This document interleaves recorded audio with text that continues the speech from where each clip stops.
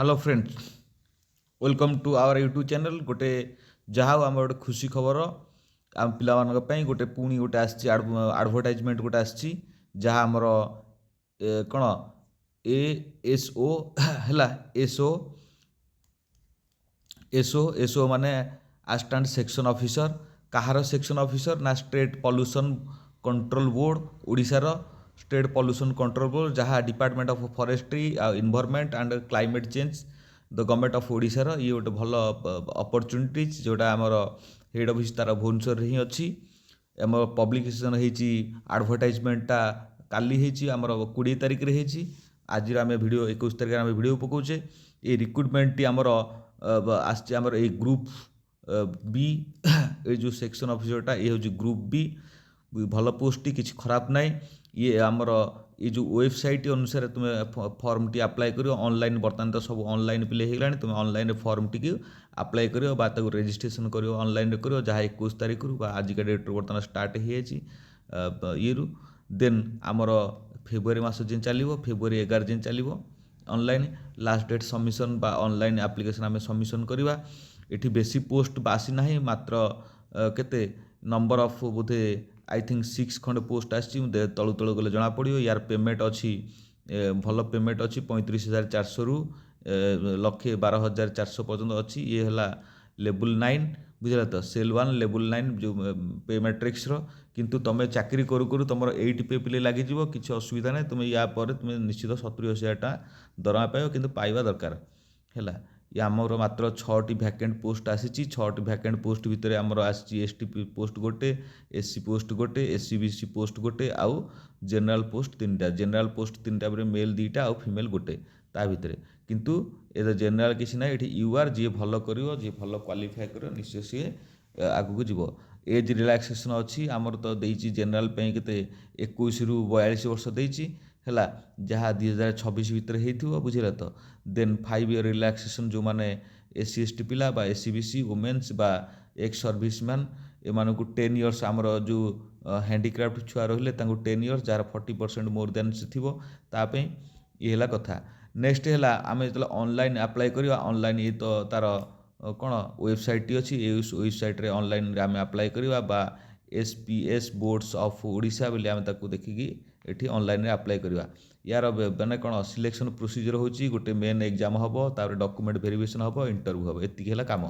ये विशेष किसी ना नेक्स्ट है आमर जो या स्टेट कौन पॉल्यूशन कंट्रोल बोर्ड बोली कहुँ एसपीसी जो आम बोर्ड बोली कहूँ या कह इलिजिबिलिटी क्राइटेरिया आम जेकोसी गोटे डिग्री थी दरकार +3 ग्राजुएट होता दरकार साइंस हो कॉमर्स हो आर्ट्स हो किसी असुविधा ना किंतु मेन फोकस है तुम्हें पीजीडीसीए विथ पीजीडीसीए सर्टिफिकेट थी तुम कंप्यूटर सर्टिफिकेट पीजीडीसीए थी जहाँ 5 इयर्स वर्किंग एक्सपीरियंस थी बुझे तो सी देखिए 5 इयर्स वर्किंग एक्सपीरियंस थी गवर्नमेंट बा एजेंसी जेकोसी गोटे जगार तुम गवर्नमेंट ऑफ ये तुम 5 इयर एक्सपीरियंस थी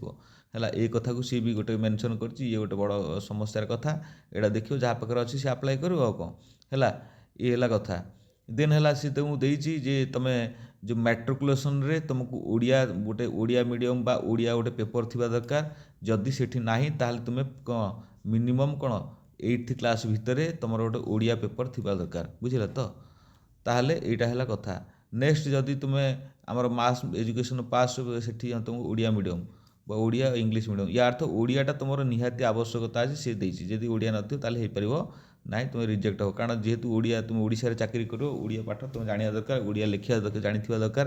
कारण बर्तमान तो गवर्नमेंट कही सारे जे ओडिया अस्मिता कथा जमी हेल्ले आम ओडिया आम जानी दरकार ओडिया एथरक आप्लिकेसन जीव ड्राफ्टिंग ओडिया जीव ये है कथा हाँ सिलेक्शन प्रोसीजर बा सिलेबस टी दे देती तुम देख 90 मार्क मात्र परीक्षा 90 मार्क के परीक्षा हम ये नेगेटिव मार्क हूँ 0.33 या अर्थ 3टारे गोटे ये जेनराल अवेयरनेस ता भितर दे दी जेनराल अवेयरनेस रिजनिंग देती रिजनिंग एंड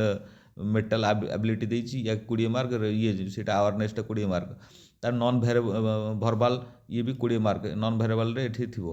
है नेक्स्ट क्वांटिटेटिव एप्टीट्यूड ये भी देती इंग्लिश देती आमको 20 मार्क इंग्लिश ग्रामर है ये आर्टिकल तार ब्लांक ये कर भर्ब है ये सब देइछि एडवर्ब ये सब देइछि या भितर हमको 90 मार्क आम अटेंड करिया पड़ो बुझला तो 10 मार्क देइछि आम जनरल जो फाइनेंस रूल्स ऑफ यही कथा आसी जो जीएसटी यार ऊपर आसियो क्वेश्चन आसियो ताले हमको ये 10 मार्क टोटाल आमर 90 मार्क क्वेश्चन बुझला तो या अर्थ 90 मार्क क्वेश्चन बोधे आमको एमसीक्यू 90 मार्क एमसीक्यू बा 90टा एमसीक्यू देथिबो हैला आम यदि गोटे भूल करवा तो किसी प्रोब्लेम ना 3टारे गोटे 3टारे ये गोटे 3.3 ताले आमको से देइछि एसए देइछि 30% हैला मीडियम 40% डिफिकल्ट 20% भेरी डिफिकल्ट 30% या अर्थ 100% देइछि तुमे क्वेश्चन से अनुसार से क्वेश्चन से करिवो बुझला तो क्वेश्चन से माने करिवे से अनुसार तुमे ये करिवो आ कोन तापर फिजिकली सर्टिफिकेट भेरिफिकेशन हम फिजिकली सर्टिफिकेट माने तुम निजे जीव सर्टिफिकेट भेरिफिकेशन हम किसी असुविधा नहीं तो प्लस इंटरव्यू हम या अर्थ जो राइटिंग टेस्ट मॉडल तुम्हें 90टा क्वेश्चन बा 90 मार्क क्वेश्चन क्वालिफाई हो इंटरव्यू हम इंटरव्यू बोधे कंप्यूटर टेस्ट हम जहाँ भी इंटरव्यू हम सी है 10 mark interview total 100 mark interview किसी असुविधा नहीं भल माने चाकरीटी है ग्रुप बी चाकरी आ सेठी जे बोर्ड बसो ता भाग्य खोलीगला तुम जान पिले बुझल तो ये है कथा किसी असुविधा नहीं तुम अप्लाई कर है सर्टिफिकेट एंड डॉक्यूमेंट अटैच्ड सबू यहाँ तुम्हें डॉक्यूमेंट सर्टिफिकेट अटैच कर ये भितर कर आउ कौन अच्छी देखीद बुझल तो जहाँ जहाँ अच्छी तुम्हें अप्लाई कला बेलू जना पड़ो आ कौन कौन डॉक्यूमेंट लगे कौन कौन ना सी सब अप्लाई कला बेलू तुमको जना पड़ो ऑटोमेटिकली किंतु यहाँ गोटे भल अपॉर्चुनिटी तुम्हें अप्लाई कर आउ एटा फॉरेस्ट डिपार्टमेंट एंड आम इन्वायरमेंट क्लाइमेट चेंज ये सब डिपार्टमेंट भल अच्छी है तुम्हें एमतिया तुम्हें एडवर्टाइजमेंट सब अपडेट एडवर्टाइजमेंट तुम्हें पाइज किंतु कह कथा है जे आम यही चैनल सहित जोड़ी रही तो पाइबा चैनल सहित जोड़ी रहा गोटे लाइक टे कर शेयर टे कर आउ सब्सक्राइब टे मार ये चैनल सहित जोड़ी रुह रही धन्यवाद।